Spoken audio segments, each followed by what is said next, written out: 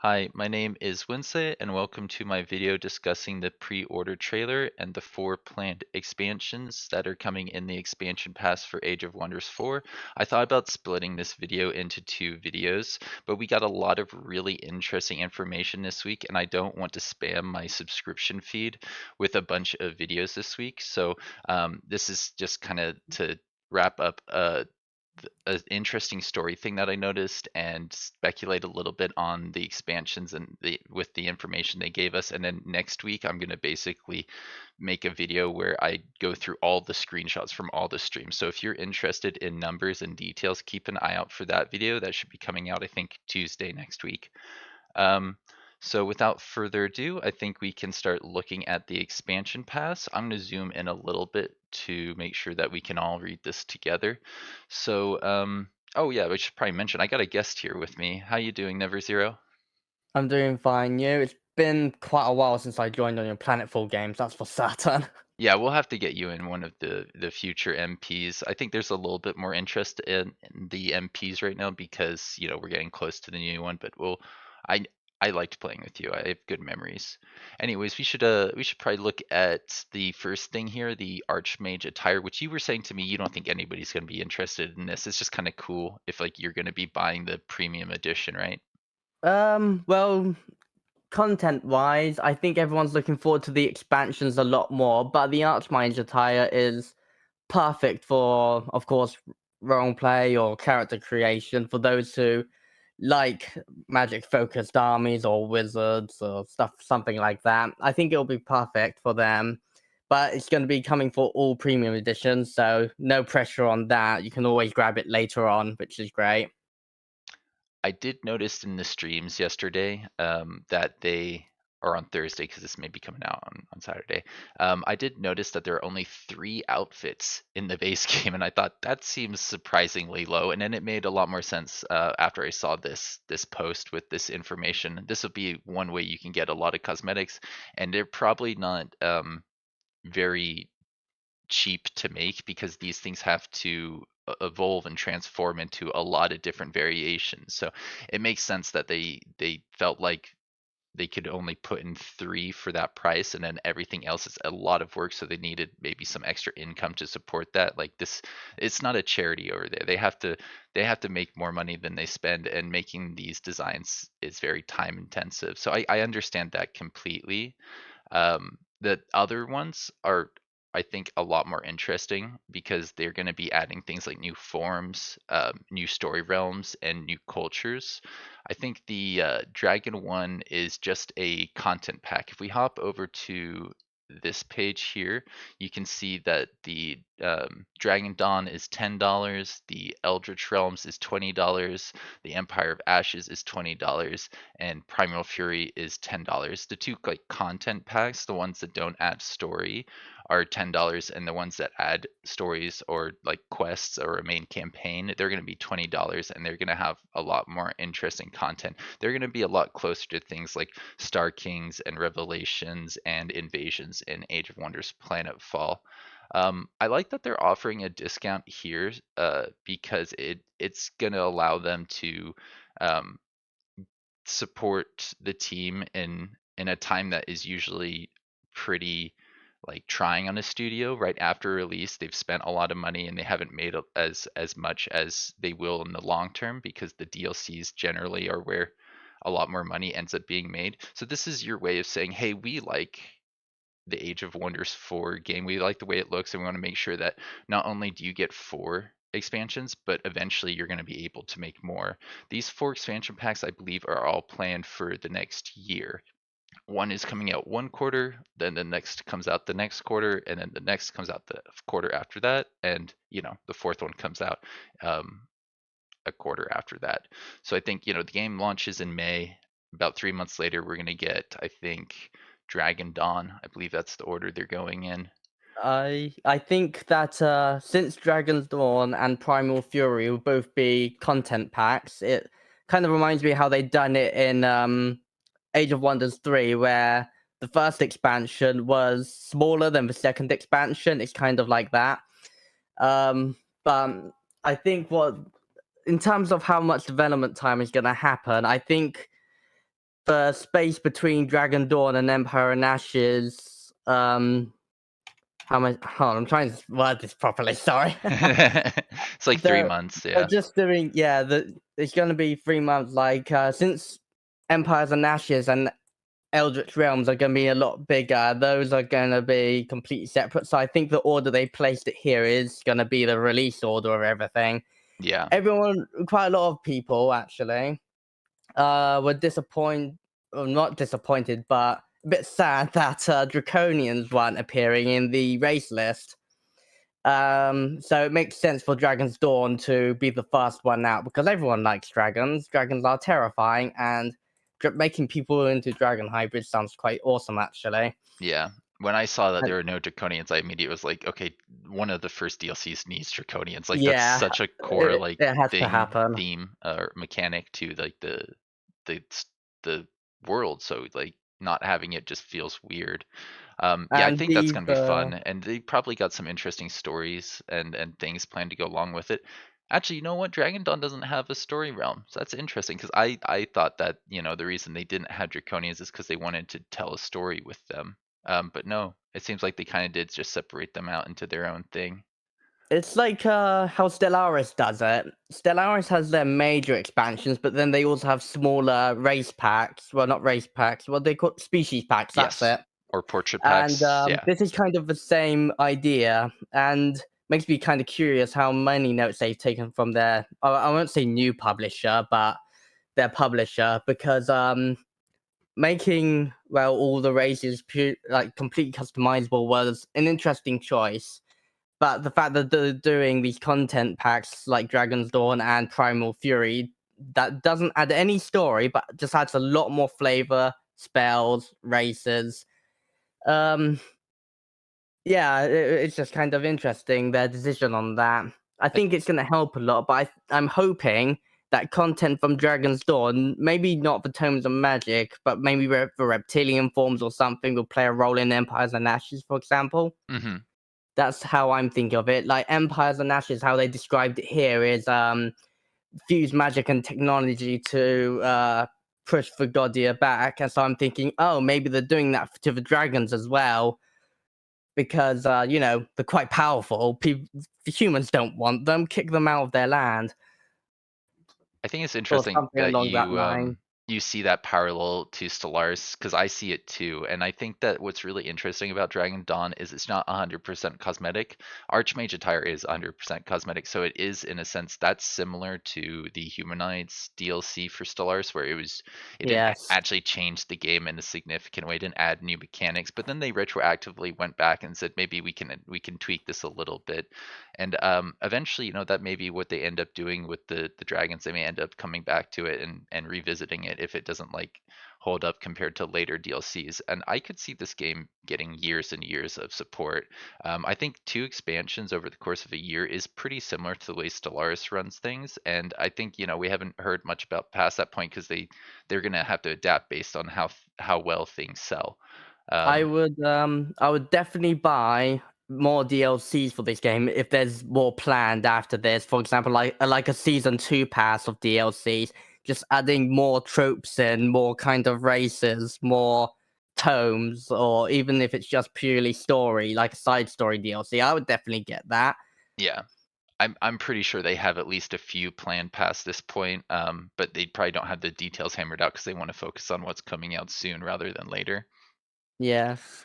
So Empires of Ashes is going to introduce a, it's a full expansion, which means that it comes with a new story and it's also going to have a new culture. If you look at the other full expansion, that one doesn't come with culture units, but it does have new racial forms and I think some realms that you can choose between to make the game a little bit probably more challenging at that point. I have to imagine Eldritch Realms is going to be similar to Voidbringers and it's just going to like all those units are going to have enough damage to kill most units in one attack. Oh yeah, So, and just definitely. fighting them is hard and challenging and probably a If good thing for veteran players to play around with.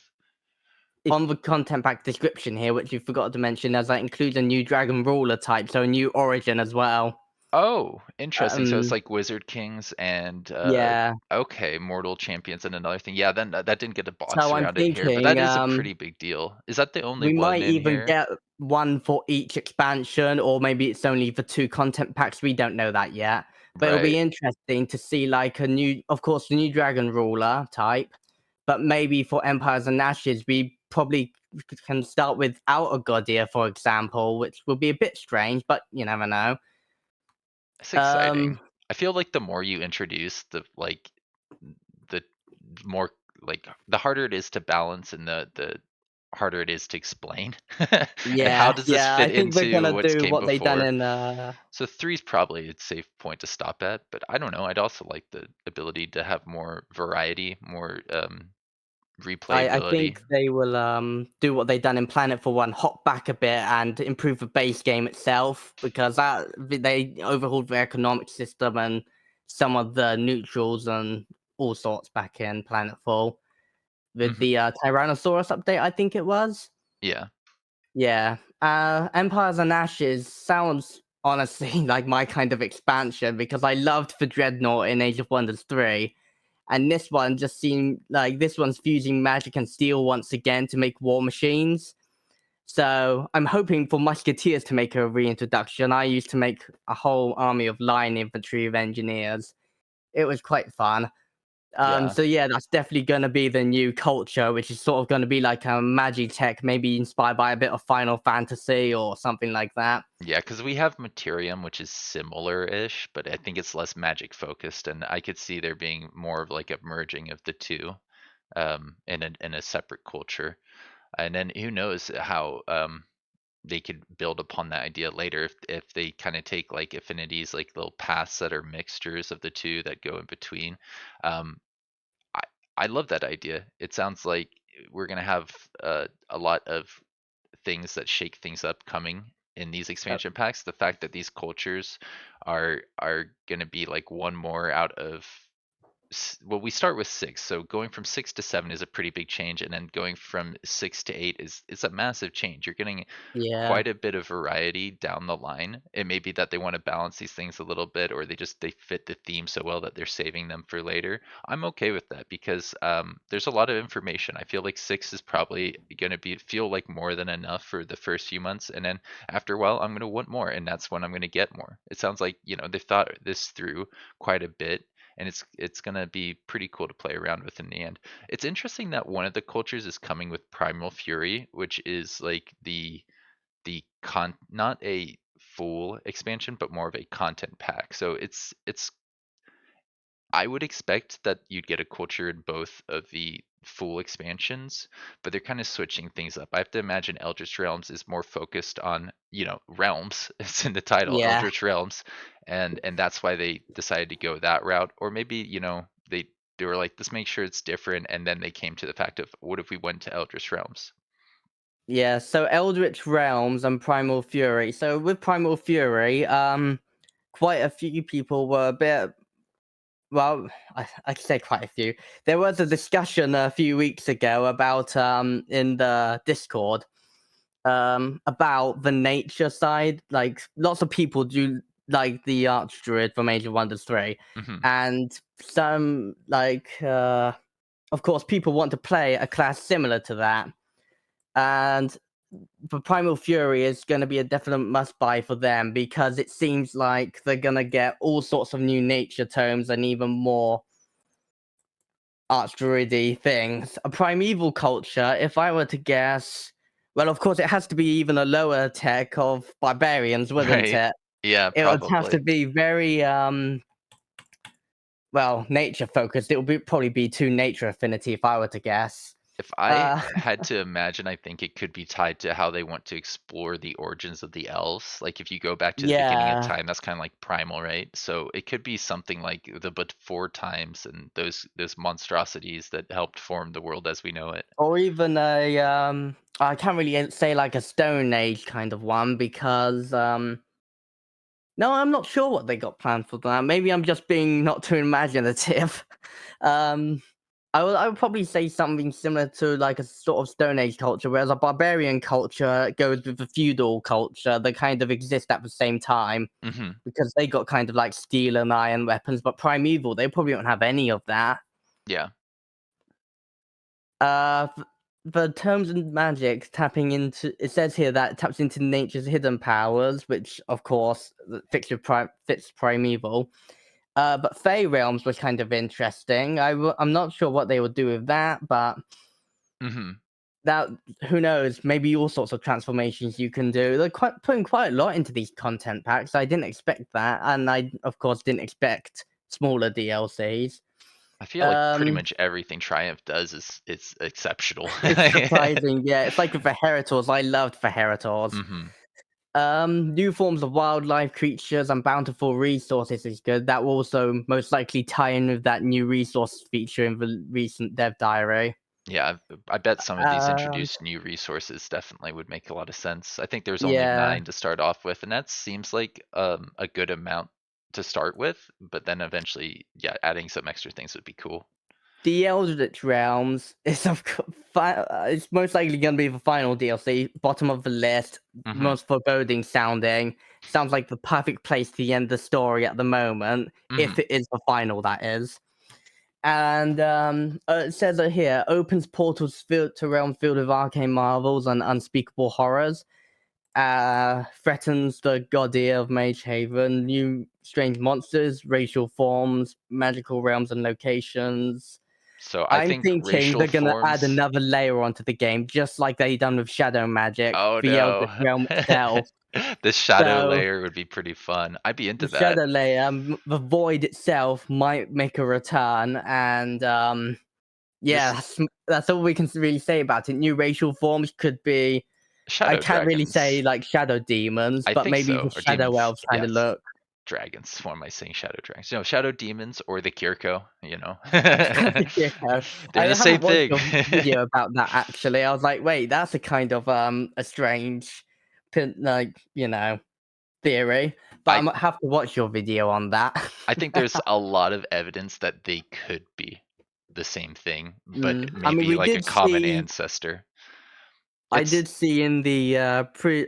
Actually, I'm not sure if it was a pre-order trailer or if it was one of the streamer videos again. But I did see the plants from the growth and planetfall in this game. So that I was like, wait, what? Why are they there?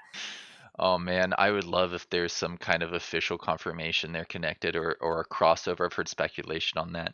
But I think we pretty much covered everything for the expansion pass here. Yeah, There's there's not much to talk about for Eldritch Realms, apart from, of course, what they described here. It doesn't even say new terms of magic, does it? No, it doesn't, which is a bit strange, but we're already getting a lot, and we already got, yeah. what, 54 in the game? I think that it's gonna feel overwhelming if they add too much too fast. If they just do a Yeah, slow trickle, then I think they'll get more out of it, out of new tomes and those design choices. I like that they're asking Twitter for ideas too, because I think that they'll eventually implement things like that. I did want to mention that this season pass here that included the 3 expansions, full expansions with stories, was $55, and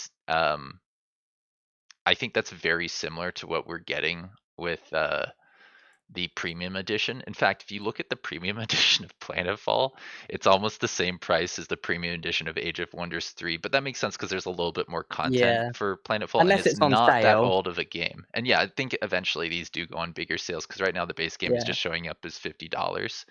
And I believe that's The pretty lowest I've close to seen what we have here. Planetfall. Yeah, this is Yeah, $90. So it's like that difference pretty much would be one more expansion right there. the lowest I've seen Planetfall go down to was about £17 for the premium edition. I bought all of it full price. Of That's course. just because I loved the game. I Yeah. loved the series. I want to pay it full price, but for those who want to try an Iron Age of Wonders game, I would wait for a sale because it goes really low. Yeah, definitely. Like I know it said that it was $50, but I don't think it's $50 very often. I think if I just look at No, like the base game right now, it could be on sale. No, they haven't done that. They no, that's not on sale. It go down to about £17 for all DLC. But anyway, back to the The back to what we're trailer. supposed to talk about, the trailers. Yeah. So this is Well, pretty cool, yes, right? trailer, not trailers, but you know what I mean. This one was a story trailer or a pre-order trailer, depending on where you saw them promoting it. It's got a lot of really interesting stuff about the story, but I think they were kind of using it to announce that the fact that we have all this other interesting stuff coming in the near future. When I got to the end, I didn't even notice that there was 4 expansions announced with the pre-order. I just thought it was like, okay, now you can pay for it. We're past the wish listing point. If you want to pay for it, you can. But no, you know, there's a lot of great I information hidden that was just all shared yesterday. Yeah, I was the same. I saw the pre-order trailer. I was like, "Ah, cool." Then I read the dev diary, and then when I backed out from the dev diary on my way home from the bus, I was like, "Oh wait, what's this other forum post they made?" I was like, "Oh crap, they've already announced the expansions." And Explore Minutes played the game for 50 plus hours and was able to talk about that. It's just like there's a lot of things I want to talk about, but we'll save more of that for Tuesday when I do my screenshots from the other streams. What I noticed first in this one was there's a Werlak, that guy on the left of the villain. I don't know if we know the villain's name yet, but that looks like Werlak to me. From Mm, the last Age of Wonders game, I think he was the villain, the antagonist in Age of Wonders 3, right? yeah, I think yes, it was. He was the leader of the Shadowborn, and he, of course, plotted to reopen the Shadow Gates during the base game, I believe. Which he failed to do that. He failed to cause a war between Elven Core and Commonwealth. I can't. I will be honest with everyone here. I haven't actually played through the entirety of Age of Wonders 3 campaign. I only know bits and pieces because of forum postings and what people have said around. Yes, same But I here. do know the end of Eternal Lords DLC, the Shadowborn did win and reopen the realms, which of course they announced already. Hmm. And of course, with that, complete and utter chaos, Warlock has gotten what he's wanted. He's gotten the power beyond. And the unwanted consequence is, well, the Wizard Kings are back. Yeah, he's gonna have to serve this lady. It looks like she can just like melt people with the Yes, flick of her wrist. I I don't I know who the don't know who Tigrant that is. is. No. It's But interesting. we'll Got have some to new find out who characters. that is in the story. The main villain, the one who plotted everything. Who knows? Maybe she was the one who gave the knowledge to Warlock of how reopen everything Yeah, and how the Shadowborn came to be. I'm really excited to know more. This only appeared on the trailer for like a second or less. They showed Sundren Yeah. is back in the game, but what's really interesting is if you look at the leader list, she's not in there. For whatever reason, she's not like one of the leaders you can pick when you're looking at this list right here. There's 18 of them. Yes. We got 9 here and 9 there. But she's not in the list. We've got, I If you think, actually scroll back down to the hmm second image of the list, when I previously saw this list, I don't think I saw Edward or Karissa either when yeah, they first showed the game. So I think this is like unlockables you can do either by the realm scenarios. For example, Edward Portsmith there, yeah, he's a part of the Artisan Kings. If you beat them or do something, I can't remember anymore, then hmm you win the game. Um, Same with Artica as well, actually. yeah. They didn't pop up at the start, but I assuming if you actually play the story realms or play or complete those like challenge realms, then you actually unlock them for your selection if you'd want to. Yeah, that's what I was thinking. Because Sundren, I feel like would make sense as a leader in this leader list, but for whatever reason, maybe they didn't have access to the campaign, the realm or thing that they needed to unlock it. Maybe it's still being worked on. Um, and that's why, she's missing in this list. But it's cool that we have so many characters already that we recognize. We have Karissa, Edward. I think Edward was Age of Wonders 3, one of the He people was. who stood against Warlock. And Artica, she's the Frostling lady, and I believe Frostlings came before Age of Wonders 3, but I could be wrong. Do you remember So which one she's Frostlings from? came from Age of Wonders 2 Hmm. and Shadow Realms. They were first introduced there and with Artica as their leader. And Edward Portsmith was from Age of Wonders 3. He was one of the first two campaigns you could choose from. He would be the Dreadnought Commonwealth campaign. And he worked with Sundren to fight back against the Shadowborn. That makes sense. Yeah, and then Karissa is like a fan favorite from the earlier franchises. I think she used to like lead some orcs or something like that. Yes, she was also Age of Wonders 2. I think even possibly 1. I haven't played Age of Wonders 1 myself, I'm afraid. I've only played Shadow Magic 3 and Planetfall. Yeah. And Karissa Vared was definitely a returning character. So is Hambinger down there. And this guy, I don't And Fangir Rockborne. no, I don't remember that name, I'm afraid. Somebody But mentioned Hambinger them. is definitely from. He was also a joke actually in Planetfall in some of the dialogue. What was it? Unit descriptions. That was it. As Hmm. Mar Regnir, but a bit of a play on his name, I believe. But Hambinger here, he I can't remember.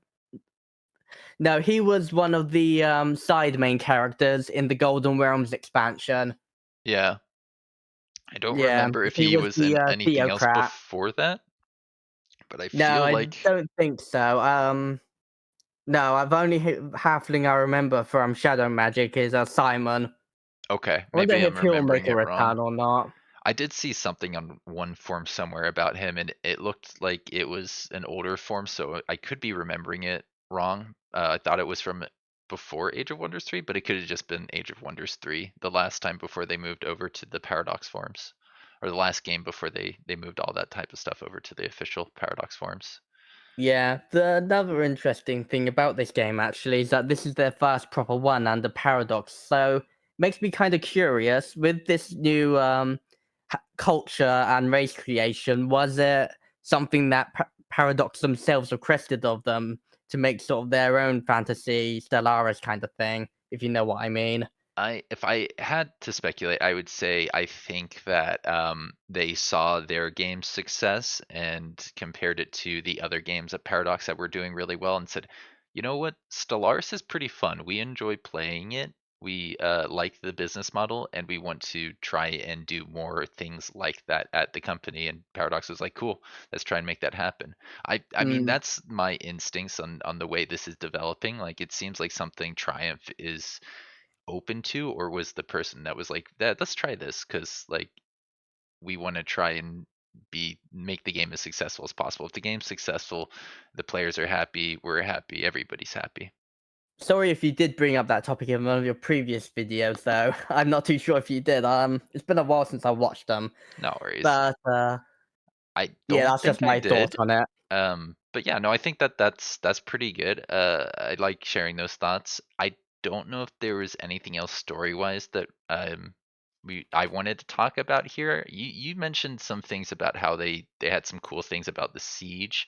I also saw this unit in there, which I thought, and when I looked in the dev diary, that looks really tall for a unit that can engulf or eat another unit. Yeah, That looks right. That that's a scale tier looks right. 5 unit.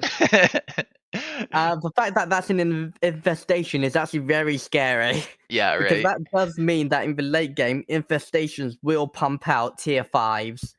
That's amazing. So hopefully it'll, and of course, the infestations will respawn over time in unclaimed areas. Mhm. Um, so I think they do. I know it was a realm customization option to make them more frequent, more spawn frequent. Uh, yeah, that's my thought on it. Very scary, and the fact that the Lost Mage unit is a part of a spawner, an Eldritch spawner, also very scary because a Lost Mage, Middle Kings, they were very powerful. Not sure how powerful the Lost Mage would be, but I'm expecting it's going to be one of the most deadly units in the game. Yeah, it would make sense. It seems like magic is pretty powerful in general.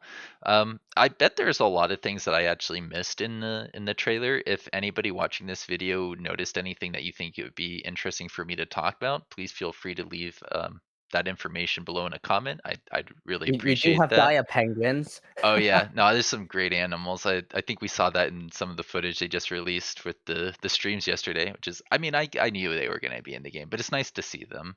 Yeah. Um, but I think that's where we're going to wrap up this video. Thanks for joining me today, NeverZero. Not a problem. It was fun to talk about it, and honestly, we do need to see if we can plan a multiplayer game as soon as this releases because I'm very curious as to the combinations that people will make. And honestly, I think I'm just gonna make ones that don't make sense but make sense game wise. Yeah. I It might just take sounds a fun to do. I might take a week off and just play Age of Wonders 4 for a week. Yeah, I'm If get I'm actually getting a new job soon, so, Mhm. next week actually, so I'm gonna see if I can try and get time off for that. I doubt it because of the 3-week probationary period, but Yeah. if I can, then, that'll be fun. Just a few days, probably not more than a week, that's for certain. I'm thinking Saturday and or Sundays are probably the most likely thing for me. I'm probably gonna do them pretty regularly. You know how I usually Mm. do them. But yeah, we'll talk more about that when we get closer to it. Until next time, have a good one. Have a nice day, everyone.